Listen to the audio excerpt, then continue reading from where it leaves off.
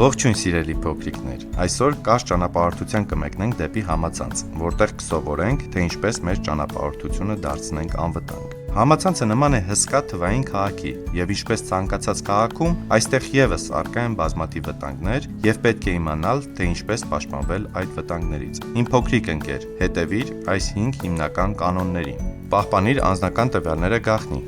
Մի կիսվիր օտարների հետ քո ամբողջական տվյալներով, օրինակ, անունով, ազգանունով, հասցեով, հեռախոսահամարներով, ծնողների տվյալներով կամ դպրոցի անունով։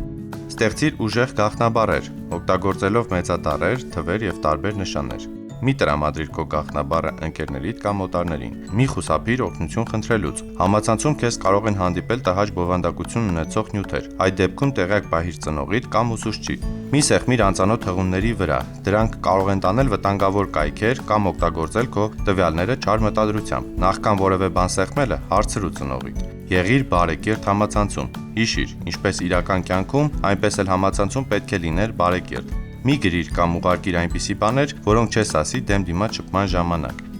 Եթե մեկը քեզ վիրավորում է կամ անհարմարություն է պատճառում, անմիջապես տեղեկացրու ծնողիդ կամ ուսուցչիդ։ Համացանցը հրաշալի աշխարհ է, լի զվարճանքներով ու նոր բաներ սովորելու հնարավորություններով։ Ուստի հիշի, եղիր խելացի, եղիր ապահով եւ երբեք մի վախեցիր օգնություն խնդրելուց։ Շնորհակալություն դիտելու համար եւ ուրախ որոնումներ on-line աշխարհում։